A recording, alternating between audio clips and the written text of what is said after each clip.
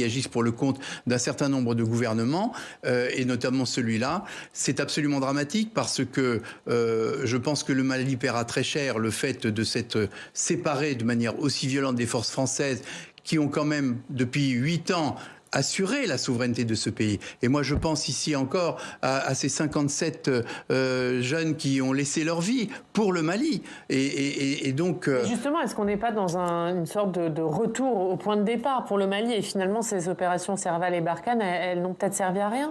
Elles n'ont pas servi. Elles n'ont pas servi. Concernant ce qui se passe en Afrique, la politique française en Afrique, on ne vous en parle pas. Alors, c'est pourquoi nous profitons d'en parler. Certains vont me demander, mais quel est le lien avec la France? Quel est le lien avec nous? C'est que, depuis plus de 60 ans, il y a une politique qu'on appelle la France-Afrique. Après la colonisation des pays africains, les dirigeants français n'ont jamais cessé de déstabiliser les gouvernements africains qui ne sont pas soumis à leur dictat. Et c'est pourquoi vous voyez l'immigration, parce que les pays africains ne sont jamais stables. On va vous dire que parce que les Africains font des guerres, ils se battent entre eux. Mais ils vous diront jamais lesquels qui en tirent bénéfice, à qui profitent les crimes. On vous dira jamais. L'Occident a déporté ou déplacé ses conflits d'intérêts sur le continent africain. Aujourd'hui, je viens vous parler de l'actualité. Il a fallu avoir un coup d'État au Mali. Je viens parler ici en France parce que la France est concernée. Le 9 mai, donc il n'y a même pas très longtemps, même pas une semaine on va dire, il y a le président d'une commission de Sénat qui s'appelle Christian Kombo qui a déclaré que le Mali paiera cher le fait d'avoir demandé à l'armée française de quitter au Mali. Nous savons que plus de 53 militaires français sont tombés au Mali. Nous présentons nos condoléances aux familles endeuillées. Mais pour nous et pourtant pour les citoyens français, c'était une bonne chose que enfin l'armée française quitte le Mali. Mais ce n'est pas le cas pour les dirigeants français qui ont leur intérêt avec leur multinationale au Mali. Donc pour eux, il faudrait bien que l'armée française reste au Mali en réalité parce que c'est une armée d'occupation. Alors que l'armée malienne est prête à prendre sa sécurité en main aujourd'hui. Mais l'armée française ne veut pas quitter. Ils se sont mis à côté au Niger. Et peut-être que les citoyens français ne le savent pas. L'armée française a toujours été au cœur des déstabilisations des pays africains. À l'exemple, au Togo, avec Sylvanus Olympio, 1963, Charles de Gaulle. Avec le Burkina Faso, Thomas Sankara, vous avez sûrement entendu, c'est un coup d'État orchestré par Mitterrand. Je ne parle pas de la Libye avec Muammar Kadhafi, Nicolas Sarkozy en tête. Je ne parle pas de la Côte d'Ivoire avec Nicolas Sarkozy en tête pour aller enlever un président démocratiquement élu qu'on appelle Laurent Gbagbo. La France a toujours été au cœur des coups d'État pour déstabiliser l'Afrique. C'est pourquoi je vous laisse passer, mon frère qui a 2 mots à dire à ce sujet-là, avant de vous laisser tranquille. Merci. Effectivement, moi, ce qui me frappe dans cette tentative de coup d'État au Mali, qui s'est passé le 11 mai au 12 mai. Juste avant le 11 mai, le 9 mai 2022, M.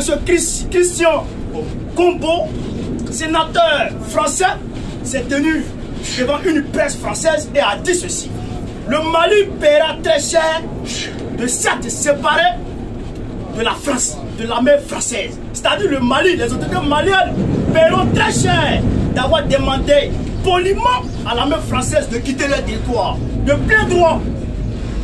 Alors, après le 9 mai, le 11 mai, en même temps, il y a une tentative de coup d'État au Mali. Et dans le communiqué de l'armée malienne, des autorités maliennes, il est dit ceci: des officiers et des sous-officiers ont tenté de faire un coup d'État au Mali. Ces officiers et ces sous-officiers sont soutenus par une puissance occidentale. Par une puissance occidentale. Alors, quand nous réfléchissons aux menaces de M. Christian Kombo, on est en droit de se dire que la France n'est pas très loin. N'est pas très loin.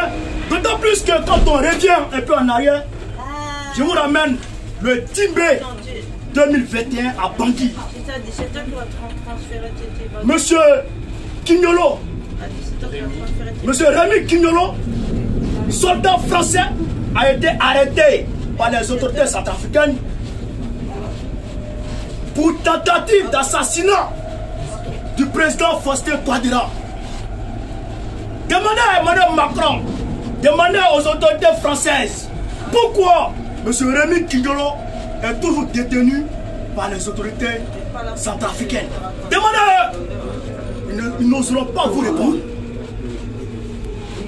En février 2022, tout près là, 4 soldats français ont été arrêtés à l'aéroport de Bangui. En Centrafrique encore, pour tentative d'assassinat du même président Faustin Touadéra. Pourquoi ne pas laisser en paix? Pourquoi ne pas lâcher les baskets aux présidents africains qui veulent lutter pour que les citoyens africains soient à l'aise? Ces présidents dont nous parlons, que ce soit Assimi Goïta, que ce soit Faustin Touadéra, que ce soit Rajoelina, que ce soit Laurent Gbagbo, sont des personnalités qui sont battues et qui continuent de se battre pour que les citoyens de leur pays puissent bénéficier des ressources naturelles de leur pays. Que ces citoyens ne soient pas obligés de sortir, venir tenter de mourir sur la mer, venir tenter de se faire humilier ici par les personnes qui attaquent toujours l'immigration, l'immigration, l'immigration. Alors, chers messieurs, chères dames, chers enfants, chers jeunes, réfléchissons ensemble. Réfléchissons ensemble. Il ne faut pas s'attaquer aux conséquences de l'immigration, mais il faut chercher à régler, à résoudre la cause de l'immigration. La France est responsable de l'immigration des pays africains. C'est ça qui est la vérité. Je vous remercie. Merci. De votre attention. Bonne journée à vous, messieurs. Merci. Salut, chers compatriotes, combattants de la liberté, kémites panafricanistes du monde entier et à toute la diaspora noire à travers le monde et à tous nos amis. Voilà, être africain, c'est pas juste naître en Afrique, mais celui-là dans lequel l'Afrique est née, dans le cœur duquel l'Afrique est née. Nous rendons gloire au Dieu de nos ancêtres. Amakongo, Nzambiampongo Tolo, Lendo, Ngakola, Nzapa, Ama, Imana, comme on l'appelle au Rwanda. Nous rendons gloire à tous nos ancêtres qui ont donné leur vie, le sacrifice aux Iriens, pour l'Afrique. Emery Patrice Lumumba, dans les atroces souffrances, dans les tortures qu'il est mort. Thomas Sankara, Barthélemy Boganda, Nyobe traîné à des kilomètres son corps. Nous l'oublions pas. Sylvalis Olympio, chassé tel un animal. Nous les oublierons pas. Modibo Keita empoisonné. Nous les oublierons pas. À tous nos aînés, tous nos ancêtres qui ont donné leur vie pour l'amour de l'Afrique, pour la dignité, pour l'honneur. Nous vous oublions pas. Alors, rapidement, juste un message que je fais encore une fois de plus, chers amis. Veuillez partager la vidéo parce qu'on est censuré. Depuis le temps que vous ne me voyez pas, parce que la page était censurée, je ne cesserai de le dire. Alors, ce que je vais vous dire, c'est pourquoi partager et demander à vos amis de vous abonner. Nous avons aussi un compte YouTube, Donald L'Homme du Métro. Abonnez-vous aussi à YouTube. Alors, je viens dire simplement, nous ne pouvons pas mobiliser des foules qui nous suivent aujourd'hui. 5 000 personnes, 1 000 personnes, 10 000 personnes, 100 000 personnes et nous mobilisons que des chômeurs et des pauvres autour de nous. Le combat est qu'il faut que nous soyons une force économique. C'est pourquoi je vous le dis, nous vous rappelons que nous avons des séances 2 fois dans le mois, donc 1 fois les 2 semaines, où nous parlons d'économie. Il est temps que nous nous regroupons entre nous. Si j'en parle encore, parce que nous ne sommes pas encore assez nombreux, mais nous voulons que des personnes sérieuses, des personnes concrètes, prêtes à s'engager une fois que nous aurons retenu un bon projet. Pour le moment, nous avons un projet du supermarché. Donc, nous faisons des Zooms, des conférences, discussions, Zoom, donc sur le net. Vous pouvez nous joindre ou donner votre apport, je parle des idées et tout, ou contribuer à ces discussions-là si vous êtes intéressé, au 06 25 15 05 47. Sur WhatsApp, 0033 si vous êtes de l'étranger, 0033 25 15 05 47. Donc, retrouvez-nous pour que nous discutons, voir ce que nous pouvons faire. Et nous ne pouvons qu'investir dans des pays encore sérieux, où des autorités sont sérieux et qui veulent construire leur pays, comme le Mali. Voilà, les pays corrompus. Des pays comme le Congo-Brazzaville, les pays comme le Gabon, tous ces pays où il y a des dictateurs corrompus, des voleurs, il ne faut pas investir votre argent là-bas. Voilà le message que je tenais à vous faire passer. Donc rejoignez-nous, il faut que nous soyons nombreux pour que nous créions des combattants économiques. Il faut que nous nous versons dans l'entrepreneuriat. Voilà les idées que nous avons aujourd'hui. Partagez la vidéo ensemble. Merci. Bonjour à tous, je m'appelle Adina Sekmet, donc je suis styliste. Créatrice, designer. Avant aussi j'étais mannequin, donc j'ai déjà défilé pour plusieurs grands stylistes comme j'ai déjà posé pour Louis Vuitton, Yumi Yamamoto, Repetto, j'ai fait aussi Jean-Paul Gaultier, j'ai fait aussi des clips avec Damso, Kalash, Slimane, enfin divers artistes. Et avec toute cette expérience artistique, j'ai voulu aussi créer ma propre ligne de vêtements pour représenter aussi ce que je suis, le travail aussi que je fais. Donc j'ai créé une ligne de vêtements afro-européens avec les tissus d'ici et de chez nous. Et du coup, ce mixage-là, j'ai fait des créations que j'ai déjà présentées plusieurs fois dans différents défilés, dans différents événements.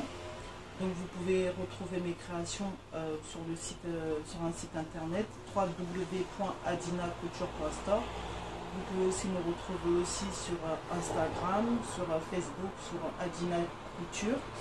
Voilà.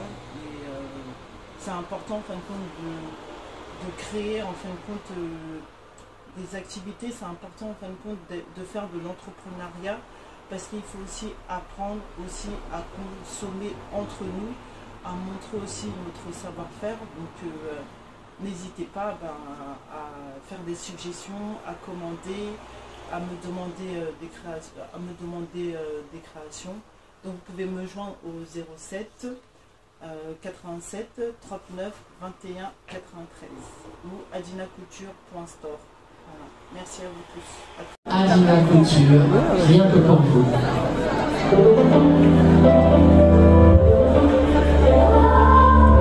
Voilà, là c'est là. Vous voyez là, lors de mon dernier voyage, vous avez accumulé 260. Sur un hôtel 4 étoiles. D'accord. 5 jours. Ok. Ah, c'est bien ça.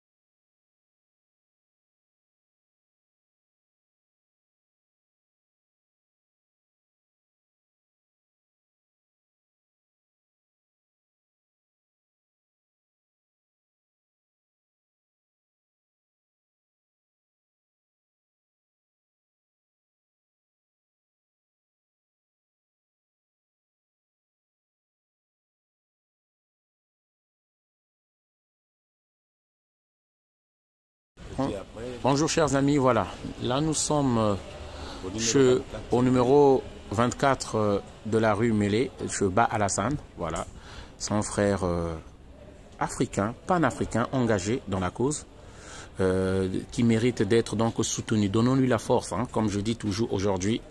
Le combat, il est d'abord déjà économique et financier. Voilà, c'est la base de toute communauté digne de ce nom qu'on respecte. Vous voyez, il y a tout ici. Hein? Pas la peine même d'aller voir ailleurs, il y a tout ici. Voilà, il est désormais temps qu'on donne la force aux nôtres. Il est temps qu'on donne la force aux nôtres. Voilà, si je me déplace, je quitte chez moi, je viens à Paris pour ça, ça veut dire que c'est très important, c'est la base. Voilà, pour qu'on nous respecte. Voilà, voilà, donc, regardez, hein. En tout cas, moi-même j'ai été émerveillé. Sans conseiller en habillement, il peut vous dire dans quelle cérémonie mettre telle tenue, telle tenue, telle tenue. Frère, faites-nous le plaisir vraiment de soutenir maintenant les nôtres. Faites-nous ce plaisir-là, quoi. Voilà, il y en a assez maintenant qu'on reste toujours les derniers. Voilà, donnons la valeur pour faire de nos frères Voilà, frères, faisons des nôtres aussi les plus grands pour qu'ils soient dans le concert des nations, dans la concurrence. Parce que le combat, c'est aussi d'abord ça. Voilà, ceux-là à qui nous remettons notre argent, c'est ceux-là qui nous méprisent encore. Donc, je vais lui donner la parole pour qu'il dise un mot. Voilà. Donc, vous pouvez le contacter. Hein. Donc, la carte de visite est même là. Voilà. C'est le numéro personnel, celui qui est au milieu là. 06 84 01 99 30. Voilà. Donc, on va le laisser dire un mot. C'est un honneur de vous recevoir. Ici, j'ai bâti ça uniquement pour nos frères, hein, justement. Mais ce qui est plus important, c'est d'abord la solidarité. Merci. Si on est solidaire, nous pourrons nous en sortir. Nous pourrons protéger l'avenir de demain pour nos enfants. Très bien. Parce que nos parents ont déjà trop travaillé. Nous, on est en train de faire, et l'avenir de demain aussi de nos enfants, c'est pour protéger ça. Ça ne veut pas dire être raciste, mais si on allait nous donner la main, on peut faire beaucoup de choses. Mais malheureusement, le peuple africain n'a pas compris ça.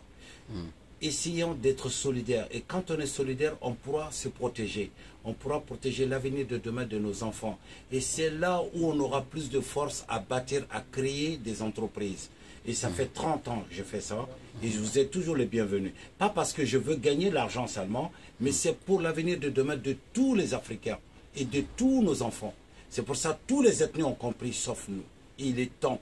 Il est temps que vous ouvriez, que vous compreniez. Merci. Voilà, c'est tout ce que j'ai à dire. Merci encore, Alassane. Et franchement, on fera tout pour que cela se concrétise. On est ensemble. Partagez la vidéo. Merci.